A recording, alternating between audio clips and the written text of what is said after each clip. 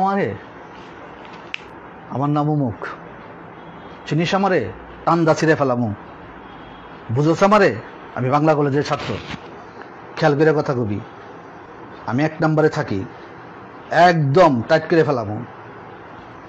অথবা আমার তো বাবা বড় চাকরি করে, চিনো আমারে।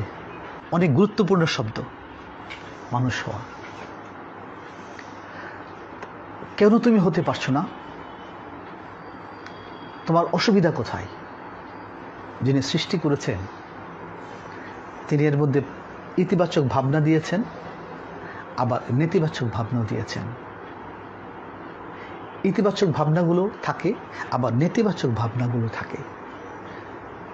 আমাদের এই দেশের মহাপুরুষেরা, মহামানবেরা, আমাদের পূর্বপুরুষেরা এবং পৃথিবীর তাবৎ যারা সাধু তারা বিশ্লেষণ করে বলছেন আমাদের ভিতরে কতগুলি প্রবণতা আছে, কতগুলি প্রবৃত্তি আছে। শব্দটাকে বলছি প্রবৃত্তি,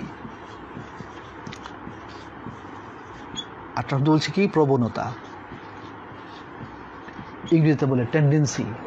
সেই টেন্ডেন্সিগুলো আমাদেরকে দাঁড়াতে দেয় না। সেই টেন্ডেন্সিগুলো এমনভাবে মানুষের মধ্যে বিরাজ করে, সেই টেন্ডেন্সি থেকে আমরা বের হতে পারি না। সেগুলো না চিনলে, শত্রুকে না চিনলে তো শত্রুর মোকাবেলা করতে পারবে না। সেই শত্রুগুলি কি? খুব সংক্ষেপে, নিশ্চয়ই তোমাদের সঙ্গে দেখা হবে, এই কথা বলছি, দেখা হবে না হবে, আমি সব ক্লাসে যাই। এই যে আপা থিয়েটারের কথা বললেন, আমি থিয়েটারের সঙ্গে যুক্ত। এই যে সাংস্কৃতিক দলের কথা বললেন, সেখানে আমি যুক্ত। এই যে বাঁধনের রক্ত দান কেন্দ্রের কথা বললেন, সেখানে আমি যুক্ত। তোমরা আমাকে ক্যাম্পাসে দেখবে। আসি, আমি কি কথা বলছি? তুমি কেন মানুষ হতে পারো না? আমি কেন মানুষ হতে পারি না? আমি কেন খাদে পড়ে যাই? আমার ভেতরেই আমার শত্রু আছে। শত্রু বাইরে থাকে না, শত্রু ভেতরে থাকে। যদি আরো স্পষ্ট করে বলি, শয়তান বাইরে থাকে না, শয়তান ভেতরে থাকে। আমি 90 বছরের বৃদ্ধকে জিজ্ঞেস করে দেখেছি, তুমি জিজ্ঞেস করে দেখো আপনি শয়তান দেখেছেন? সে বলবে আমি দেখি নাই। তোমাকে জিজ্ঞেস করে দেখেছো? দেখো নাই। তাহলে কোরআন সহ সকল ধর্মগ্রন্থে বলছে শয়তান প্রকাশ্য শত্রু, প্রকাশ্য মনে দেখা যায়। তো তুমি একদিনও দেখলে না? আসো আমি দেখাই তোমাকে, তোমার মধ্যে কিভাবে কাজ করে সে একটু চিনতে হবে। না চিনলে তো ঢিল মারতে পারবে না। শত্রু আসছে পূব দিক থেকে, তুমি পশ্চিম দিকে ঢিল মারলে কি হবে? সে তো কাবু হবে না। ভালো করে কথাগুলো শুনতে হবে। এক, আমরা বলছি কাম। তোমরা কি শুনতে পাচ্ছ ঠিক মতো? স্ক্রিনে লিখবে, লিখছে কেউ? কাম। 2, ক্রোধ, লোভ, মদ, মোহ, মাৎসর্য। কাম হচ্ছে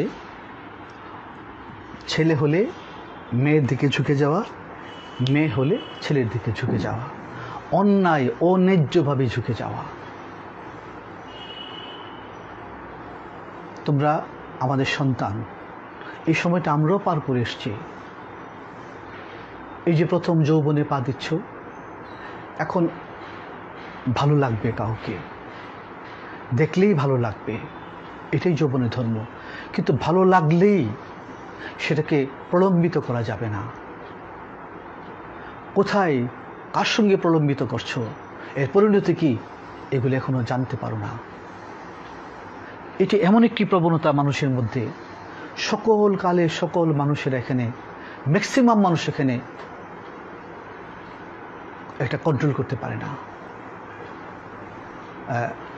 এটা এমন যে দেখা গেছে যে একজন বড় কর্মকর্তা, তিনি গাড়ি থেকে নামলেন, 10 তলা একটা অফিস কেঁপে উঠল, কিন্তু তিনিও গোপনে কাজের মেয়ের সঙ্গে শুয়ে থাকেন। আপন সন্তানকে হত্যা করে ড্রাইভারের সঙ্গে চলে গেছে মহিলা।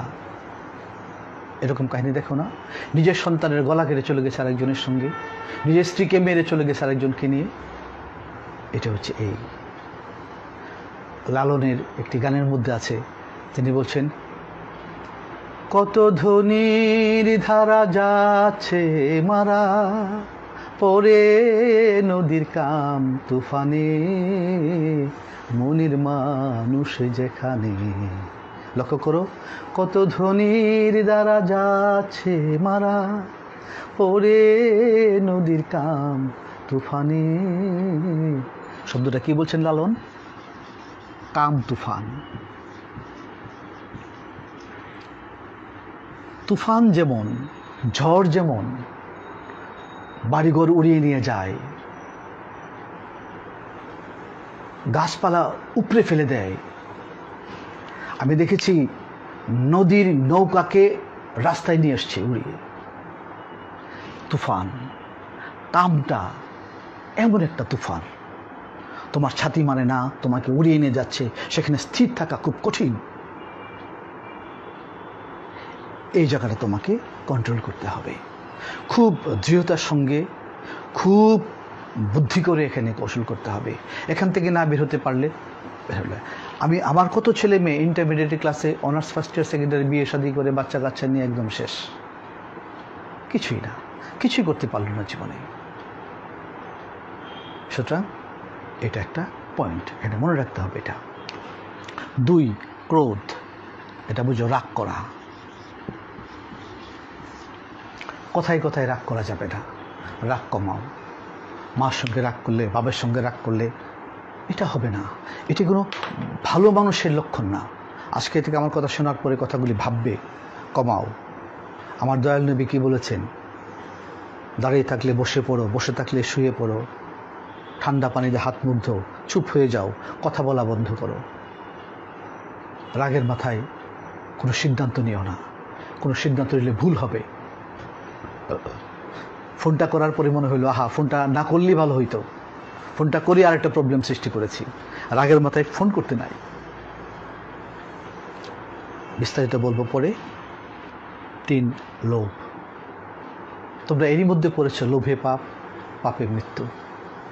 দেখো, মৃত্যু মানুষের শেষ পরিণতি। সুতরাং লোভটাকে কন্ট্রোল করো। পৃথিবীতে কখনোই কোনো লোভী লোক সফল হয় না, সফল হতে পারে না।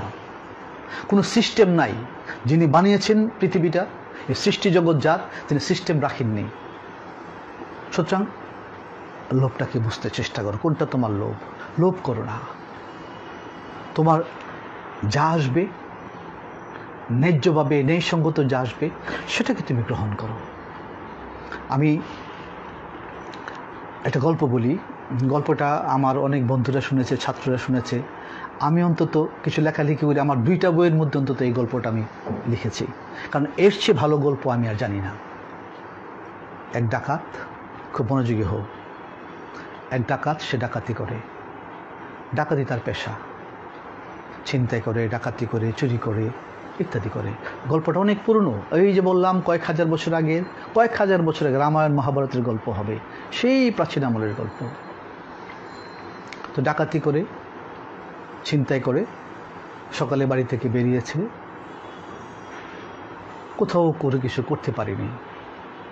বিকালবেলা বাড়িতে ফিরছে, তখন তো অনেক রাস্তাঘাটে অনেক জঙ্গল টঙ্গল ছিল, বন জঙ্গল ছিল। রাস্তার পাশে, এ পাশে জঙ্গল, এ পাশে নদী। দেখে যে জঙ্গলের ভিতরে একটা মানুষ দেখা যায়। ডাকাত ভাবলো কোনো ডাকাত হয়তো সেখানে ডাকাতি করে আসছে, জিনিসপত্র গুছাচ্ছে, দেখি কিছু পাওয়া যায় কিনা।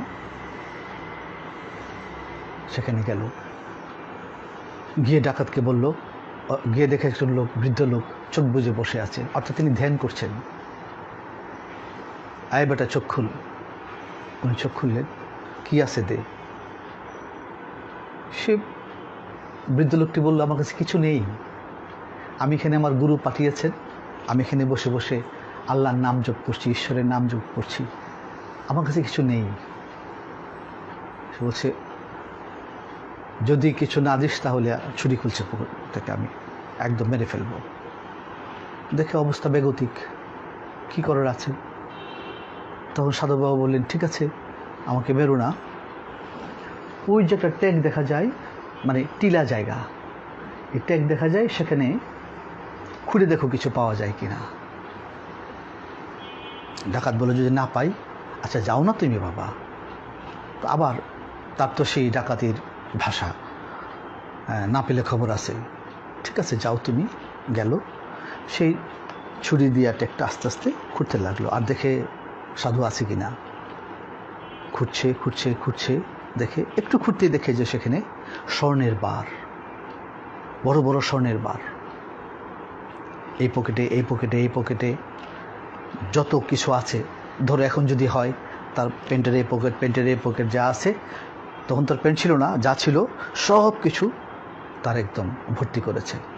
ভর্তি করার পর যখন আবার একটু সরাইলো, তখন দেখে যে হীরা মুক্তা মাণিক্য, আর এগুলি তো স্বর্ণের থেকে বেশি দামি, একটার দাম কোটি কোটি টাকা। এগুলিকে ফেলে দেওয়া যায়, রেখে যাওয়া যায়? মাথা খারাপ। কিন্তু তার তো জায়গা নাই আর, কিন্তু ফেলে দেওয়া যায় না।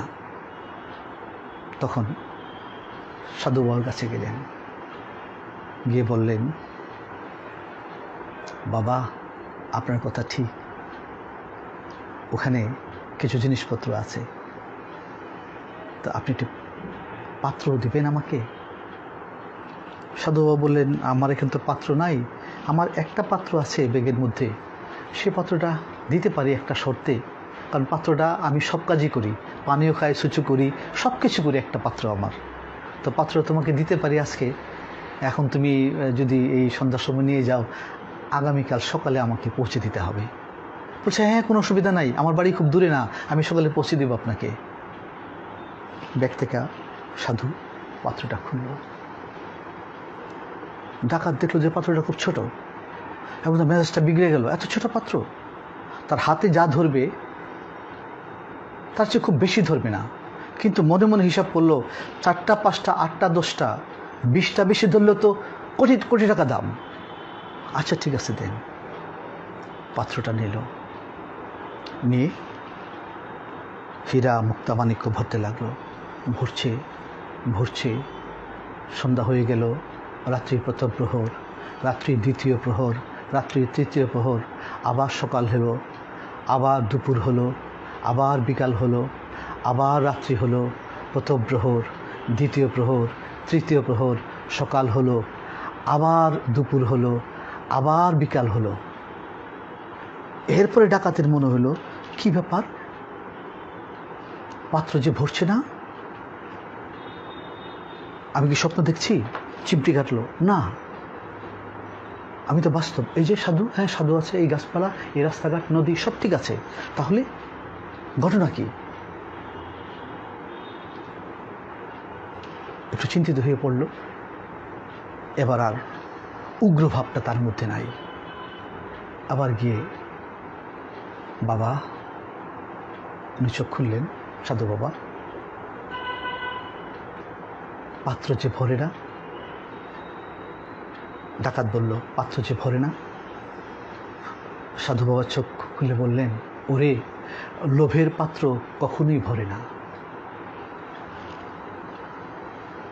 দেখো, স্বাস্থ্য অধিদপ্তরের ড্রাইভার মালিক মিয়া ধরা পড়েছে, আমি প্রফেসর, চাকরি আমার অল্প দিন আছে, 1 বছরের মতো, আমি একটা ফ্ল্যাট কিনতে পারি না।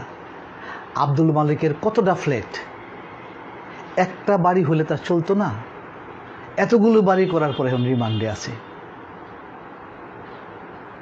কারণ একটা কিনেছে, 2টা কিনেছে। এই যে এটাকে আমরা বলছি আবার মোহ।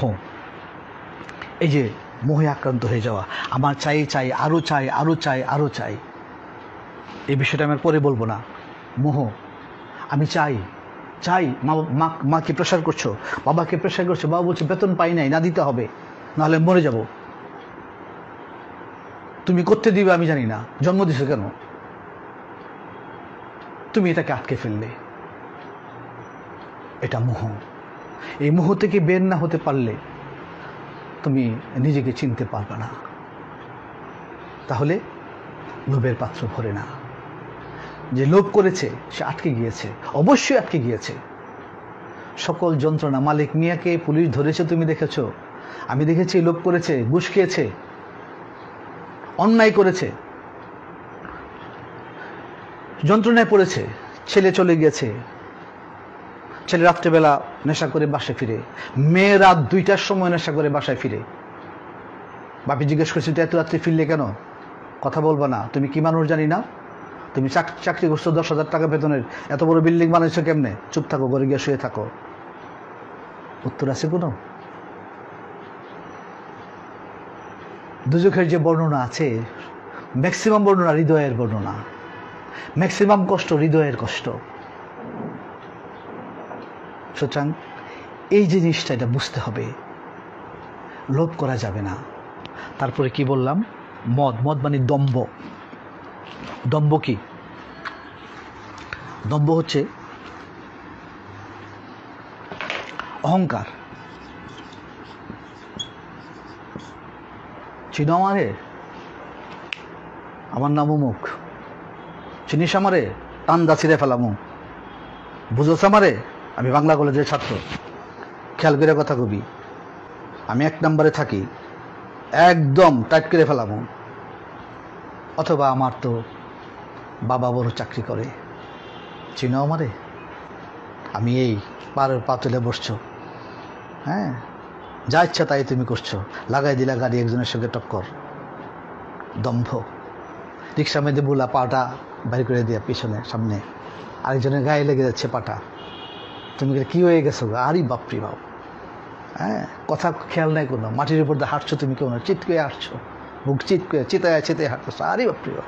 মাঝে মাঝে চুলটা আবার ঠিক করো একটু, নাই দাও। দম্ভ বোঝা যায়, এগুলো যারা এভাবে হাঁটে, এভাবে চলে, বোঝা যায় শিক্ষা পাইনি, শিক্ষা নিতে পারিনি। মনে রাখতে হবে আমাদের পরিবারগুলি খুব শিক্ষিত না। আমাদের পরিবারগুলি আমরা কেবল মাত্র শুরু করেছি। এক জায়গায় আমার এক ছাত্রীর বিয়ের জন্য গিয়েছিলাম, সেখানে কি বলছে জানো? বংশে প্রথম MA পাশ করলো, বলছে ওটা শিক্ষিত না। তার ছেলে MA পাশ করলো 2 নম্বর, শিক্ষিত না। 3 নম্বর MA পাশ করলো, নাতি শিক্ষিত না। নাতির ঘরে প্রতি 4 নম্বর, শিক্ষিত না। 5 নম্বর ওইটা 1 নম্বর, শিক্ষিত। তাহলে এতগুলো যে গেল, এতগুলো MA পাশ করলো, শিক্ষিত না? না, শিক্ষিত না। ভেতরে সংস্কার থেকে যায়, ভেতরে প্রবৃত্তি থেকে যায়, প্রবণতা থেকে যায়, চাক মেরা উঠে, ঢেকুর দিয়ে উঠে। ম্যাক্সিমামটা ঠিক থাকে, এক সময় মনে করো কূপ দেখ বৌরি কাটে ফেলাইল, শেষ। ওই যা পূর্বপুরুষের রক্ত, সেটি আমরা রিফ্রেশ করি না computer, fresh refresh refresh refresh, 5 generation লাগে রিফ্রেশ হতে। সুতরাং তোমাকে হিসাব করতে হবে, তুমি কি শুরু করছো? তোমার বাবা দ্বারা কি শুরু হয়েছে? তোমার দাদা দ্বারা কি শুরু হয়েছে? অসম্পূর্ণতার মধ্য দিয়ে আমরা চলছি। এই যে আমি তোমাদের ওরিয়েন্টেশন ক্লাস দেখলাম, অনেকে তো ভাবভঙ্গি দেখলাম, আমি বুঝতে পারি। তো আমরা কি বলি? একটু আগে কি বললাম? সকলেই আমরা আসছি মধ্যবিত্ত, নিম্ন মধ্যবিত্ত পরিবার থেকে। উঠে আসতে হবে তোমার চেষ্টায়। তোমার মা বাবা, অনেকের মা বাবা জানেই না। আমি বাংলা কলেজে, এক লোক আমাকে 1 নম্বর মার্কেটে বললো, স্যার আপনি বাংলা কলেজের শিক্ষক? আমাকে হ্যাঁ। আমার ছেলে আপনার কলেজে পড়ে। কিসে পড়ে? আয় না বিয়ে কইতে পারি না। ছেলে ইন্টারমিডিয়েট পড়ে না ডিগ্রি পড়ে, অনার্স পড়ে, বলতেই পারে না। আবার আমি এমন দেখেছি, আমি রিক্সা দিয়ে কলেজে যাই, আমার তো গাড়িটাই নাই, রিক্সা দিয়ে যাই। যাওয়ার পরে কলেজে গেটে ঢোকার পরে রিক্সাওয়ালা আমাকে বললেন, স্যার আপনি কলেজের স্যার? আমি বলছি হ্যাঁ। কলেজটা, ক্যাম্পাসটা তো সুন্দর, আজকে প্রথম ঢুকলাম। আগে ঢুকেননি? কোনো আগে ঢুকিনি। কেন ঢুকেননি? আমার ছেলে এখানে পড়ে। কিসে পড়ে? ফিজিক্সে পড়ে। চমকে গেলাম। আমার মেয়ে এখানে পড়ে। কিসে পড়ে? ভুটানিতে পড়ে। আমি কেঁদে ফেলছি যে স্যার আমি কলেজে ঢুকিনি, আজকে ঢুকলাম কেন? তা আমি বললাম আজকে ঢুকলেন কেন? আজকে ওরা বাসায় 2জন দেখে আসছি। বললাম কলেজে যাবা না? বলছি আজকে ক্লাস নাই। কি জন্য, কি কাজ আছে? এই জন্য তাদের ক্লাস নাই। রিক্সা চালিয়েও তার ছেলে মেয়েকে বাংলা কলেজে অনার্স পড়াচ্ছে এবং বলছে স্যার আমি বন্ধ করে দিতে পারি না। কেন? আমার ছেলেটাও ফার্স্ট ক্লাস পাচ্ছে, মেয়েটাও ফার্স্ট ক্লাস পাচ্ছে, আমি কেমন করে বন্ধ করি বাবা হয়ে? দেখো মানুষের কত প্রভেদ। আর এখানে 10টা বিল্ডিং আছে, বাংলা কলেজে ভর্তি হওয়ার সুযোগ হয় নাই। ইচ্ছাগুলোতে আমি ভর্তি করতে পারি না, আমার প্রতিবেশী ভর্তি করতে পারি না, কারণ কম্পিউটার সিস্টেম ছাড়া তো আসবে না। এখন বোঝার চেষ্টা করো, জ্ঞান করার চেষ্টা করো। তোমার মুক্তির জন্য তুমি দায়ী। তুমি তোমার পথ তৈরি করতে পারো, কেউ তোমার পথ তৈরি করে দিতে পারে না। কি বললাম? দম্ভ, মুহূর্ত আগে বললাম মাৎসর্য, পরশ্রী কাতরতা,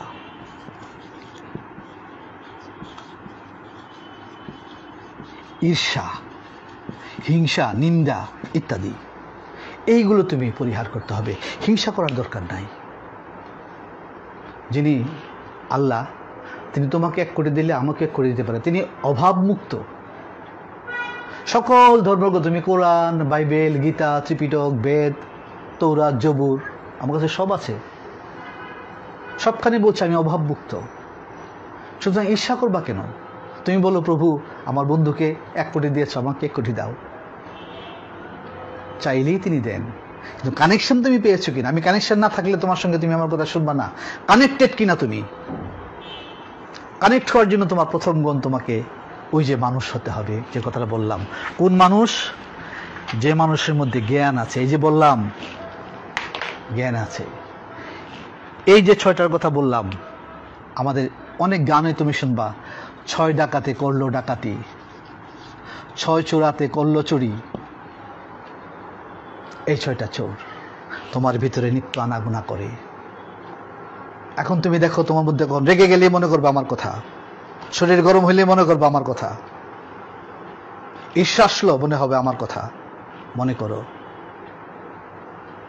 আমি তোমাকে কিন্তু একটা বেড়া দিয়েছি। রাস্তায় গিয়ে বেড়া দেয় না চারপাশে? আমি বেড়া দিয়েছি তোমাকে, ছাগল গরুতে যেন না খাই এই জন্য বেড়া দিয়েছি। কাম, ক্রোধ, লোভ, মদ, মোহ, মাৎসর্য, এইগুলি অতিক্রম করতে তুমি মানুষ। কেমন মানুষ? আদর্শ মানুষ। কেমন মানুষ? সত্যনিষ্ঠ মানুষ। কেমন মানুষ? সৃজনশীল মানুষ। কেমন মানুষ? তোমাকে সবাই শ্রদ্ধা করে। কেমন মানুষ? তোমার কাছে সবাই আশ্রয়ের জন্য আসে। তুমি তার প্রতিনিধি। তুমি বাংলা কলেজে ভর্তি হয়েছে বলে তুমি বাংলা কলেজের ছাত্র, তুমি বাংলা কলেজের প্রতিনিধিত্ব করতে পারো। কিন্তু আল্লাহ রসুলের সঙ্গে যোগাযোগ নাই, সম্পর্ক নাই, তুমি কেমনি প্রতিনিধি? সকলেই প্রতিনিধি নয়। বাংলা কলেজের পাশে যে ছেলেটি ভর্তি হতে পারেনি, যে মেয়েটি ভর্তি হতে পারেনি, সে বাংলা কলেজের প্রতিনিধিত্ব করতে পারে না। কাছে থাকলে কি হবে?